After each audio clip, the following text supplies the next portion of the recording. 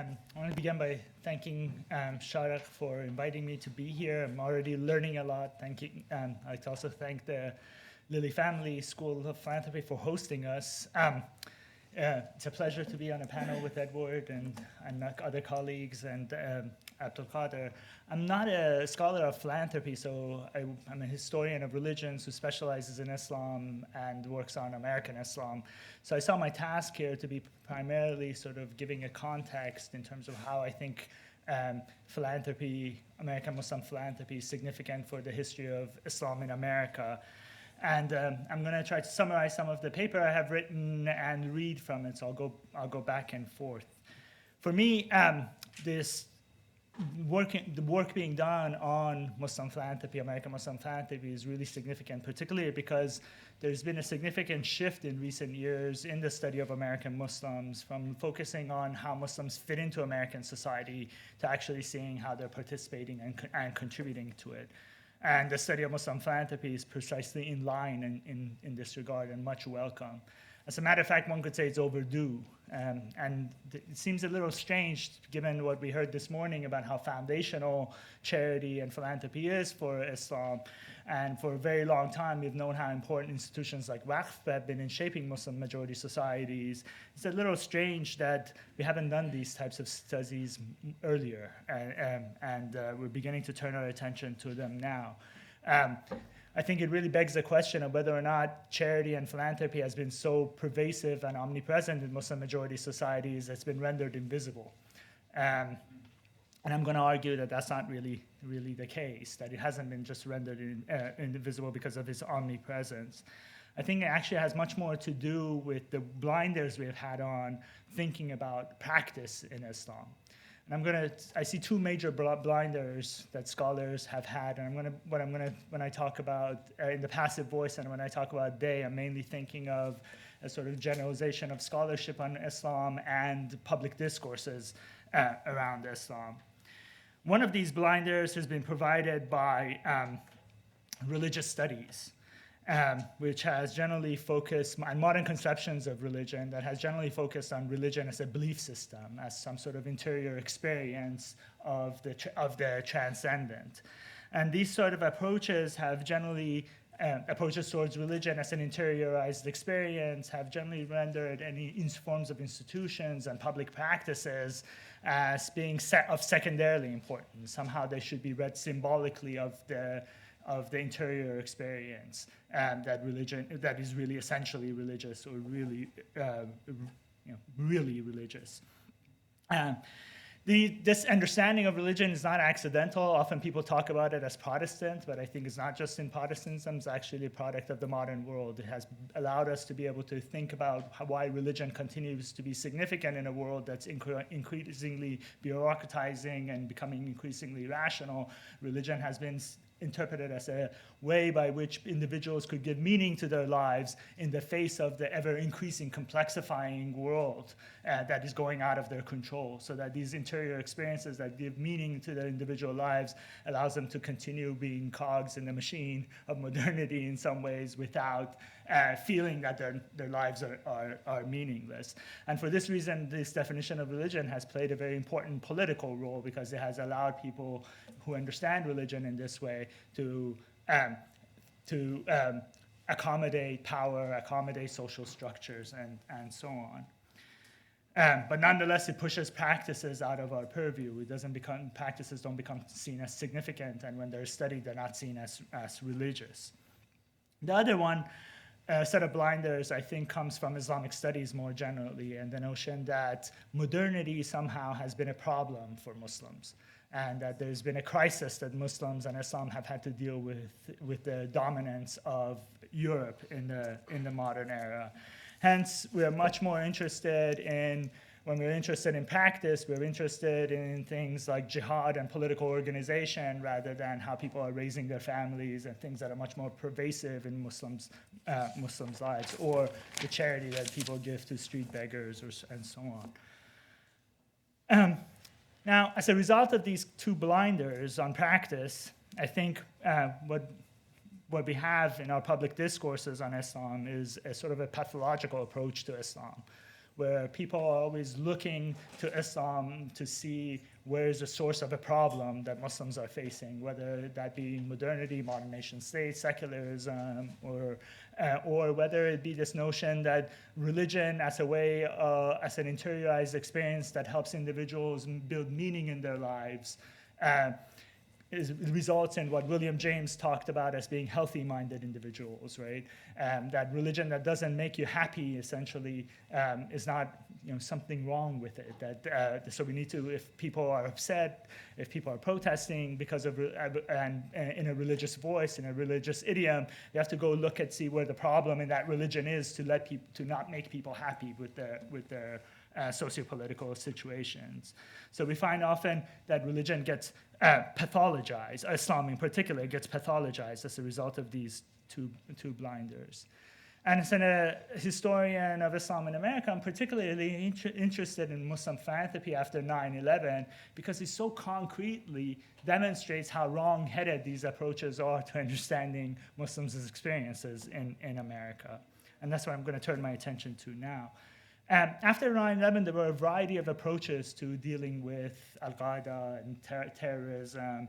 There was the Patriot Act. The United States went to wars with Afghanistan and Iraq. We built homeland security. There were a lot of things that were done. And among these activities, one of the things that was done was also an attempt to go after the financing of terrorism, funding of terrorism. And the government didn't just stop by looking at what bank accounts these were being used to support these things, or whether the money came to fund the attacks on the World Trade Center and the Pentagon. It went further to say, this clearly example of this pathologizing approach. It went further to say, let's look at Islam and see what is in Islamic practices that actually funds terrorism. Right? Let's go after, and then so they began to go after charities. So a few days, after the attacks of 9/11, President George W. Bush ordered the Treasury Department to freeze the assets of 27 nonprofit entities, which the government considered to be, quote, fronts for terrorism. Among them, the three largest American Muslim relief organizations, the Holy Land Foundation for Relief and Development, Global Relief Foundation, and Benevolence International Foundation. Now, the decision to freeze the assets of three of the largest American Muslim charities rather than to require them to demonstrate unequivocally the legal use of their donations for charitable purposes is really a telling sign of the depth and consequence of what I've been calling this sort of pathologizing approaches to Islam in America today. The targeted Muslim charities were treated as monolithic entities, contagions that needed to be contained, rather than socio-political agents, subjects to their national context and donor base, who could respond dynamically to changing circumstances and government regulations. And it's really noteworthy here that it's not just the state, but also American Muslims that play into the way in which we pathologize Islam. It's really noteworthy that American Muslim activists did not initially respond to the government's targeting of international Muslim relief efforts by portraying themselves as victims of the American political system. They depicted the government's actions as a byproduct of America's public ignorance of Muslim practices and Islamic values, and in some cases of Zionist opposition to Muslim political interests. In general, they regarded the US political system as fair and subject to change. They saw themselves as one of the latest links at the end of a long chain of minority civil rights struggles in US history. They insisted that, quote, American Islamic values can intertwine, and American Muslims should see it as their American and Islamic responsibility to use their unique, quote, opportunities of freedom and success to help the needy and poor in the US and other countries, end quote.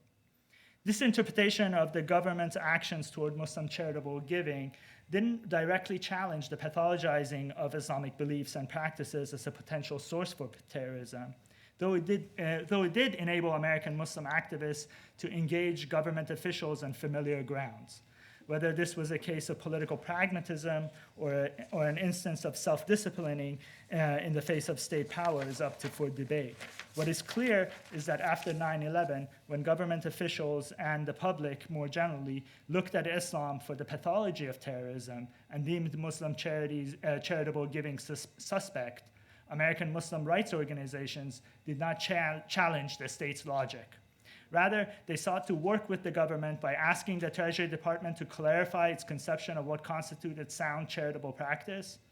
American Muslim activists organized nationally to urge the government to put together a list of Muslim charities to which Muslims could donate without worrying about the government confiscating their donations or they themselves becoming a target of the state. They also asked the Treasury Department to issue guidelines based on which Muslim charities could operate securely and assure that their donations will not end up in a government frozen account or in the pockets of pricey lawyers. The Holy Land Foundation had even approached the government officials prior to 9/11 for help in complying with the law, but was rebuffed. Kind Hearts reported that in December 2003, it formally appealed to testify before the Senate's Finance Committee to explain its activities and the transparency of their finances. They didn't receive a reply and had their funds frozen in February of 2006. Over time, the government's reluctance to provide concrete guidance or to directly engage with American Muslim leaders pushed American Muslim activists to challenge the logic of the state's actions. They argued that they faced a fishing expedition or a witch hunt that expanded the powers of the government unconstitutionally and impinged on American Muslims' rights to practice their religion. And the ACLU and other organizations jumped on the bandwagon here. ACLU published a pamphlet of interviews, a sort of 140-page booklet of interviews done with American Muslims, community leaders. And the title of this pamphlet was Blocking Faith, Freezing Charity, with the idea that what the state was doing was preventing American Muslims from being able to exercise their freedom of religion and be able to pay zakah in particular. And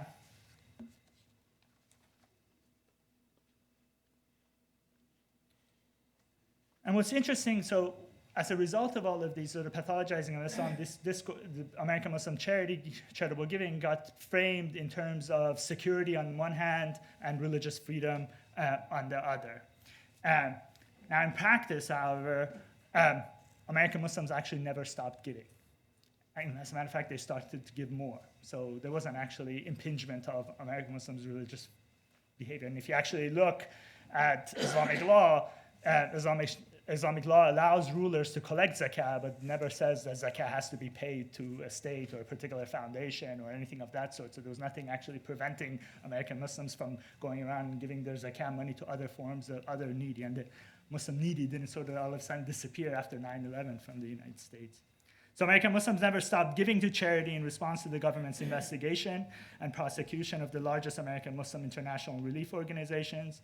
In reality, American Muslims gave in larger numbers and diversified their donations by giving to non-Muslim charities and rights organizations and to local American nonprofit organizations and to smaller regional charities in their home countries. American Muslim philanthropists donated to universities to establish chairs and centers for Islamic studies. The annual budget of the Chicago-based Inner City Muslim Action Network, which fights poverty in the inner city neighborhoods, increased from $200,000 to $2 million after 9/11. Just so you know, we got it all wrong. More of American Muslim philanthropic dollars also went to Muslim rights organizations. Donations for the construction of mosques, Islamic schools, and community centers increased. Donations to major relief organizations also never ceased, and Sharaq's work has been important here to show that actually it rose from little more than $29 million in 2002 to more than $96 million in 2008. So what I'm interested in is not just saying that we got things wrong, but ask if we actually don't pathologize Islam, what could we actually learn from American Muslim philanthropic practices after 9/11? Firstly, it's clear that the average American Muslim practiced zakah according to Islamic principles and did not subjugate it to politics. In spite of the politicized din surrounding American Muslim philanthropy, average American Muslims did not lose sight of the fact that the needy and philanthropic causes did not disappear because of the US government's intimidating actions. When local exigencies prevented them from giving to certain charities, they fulfilled God's commands by giving to others. Secondly, and structurally, moving beyond the choices made by individual Muslims about how to give to charity, American Muslim philanthropy post 9/11 has been consonant with the general role philanthropy plays in civil society. fulfilling needs that the state cannot or fails to address.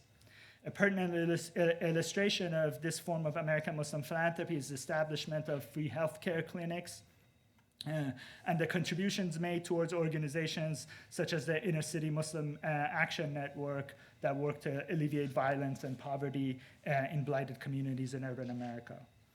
Furthermore, by financially helping American Muslims develop new support networks or strengthen existing ones, American Muslim philanthropy has functioned as a means of resisting state policies and public discourses that targeted Muslims in general and stigmatized Islam. These support networks were bolstered by charitable donations to Muslim civil rights organizations, such as the Council on American Islamic Relations, and to community building efforts, such as the construction of mosques, schools, and Muslim community centers. Now, the sociological consequence of this community-bolstering philanthropy was that it provided marginalized minority communities a means of resisting oppressive state actions and public discourses that stigmatize Islam, while at the same time becoming more deeply invested in American social and political structures. And I think we saw some of the data in one of the earlier presentations that showed this too. It could then be said that in practice, American Muslim philanthropy post 9/11 has maintained a productive tension between alienation and resistance on the one hand, and assimilation and accommodation on the other. The diversification of American Muslim philanthropic activity after 9/11 is partly the result of this tension, which has provided Muslims the socio-political space to act decisively and varyingly as Americans and Muslims. This resulting space between alienation and assimilation, resistance and integration has allowed Muslims to bring their individual and communal needs, religious values, and American social norms and political principles into a dialectical relationship. The polyvalence of Muslim practices and the relative flexibility of interpretation in Islamic tradition affords its adherents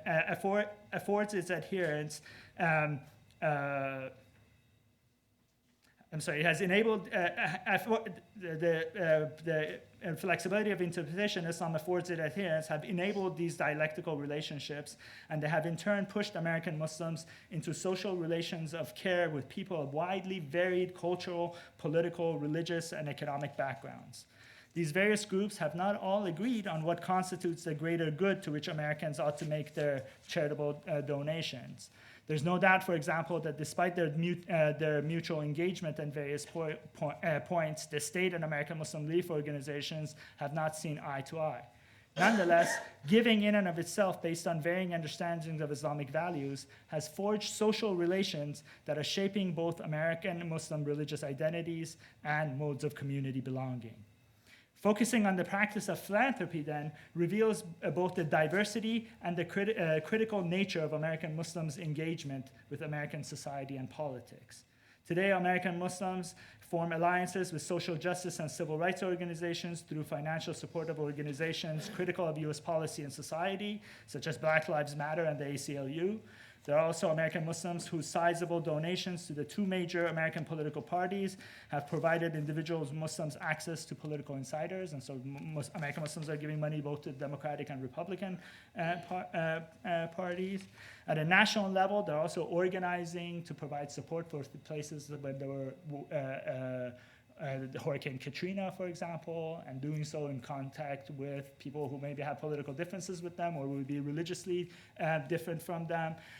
Similarly, they place themselves in a position to be able to gear American philanthropic dollars, state dollars, USAID dollars when there was an earthquake in Kashmir, to be able to say that we're in position to be able to help these things, so that the giving has allowed them to be able to break these social class and religious boundaries and form these dialectical relations that are now shaping American Islam and really demonstrating, I think, for us how dynamic the Islamic tradition is in America.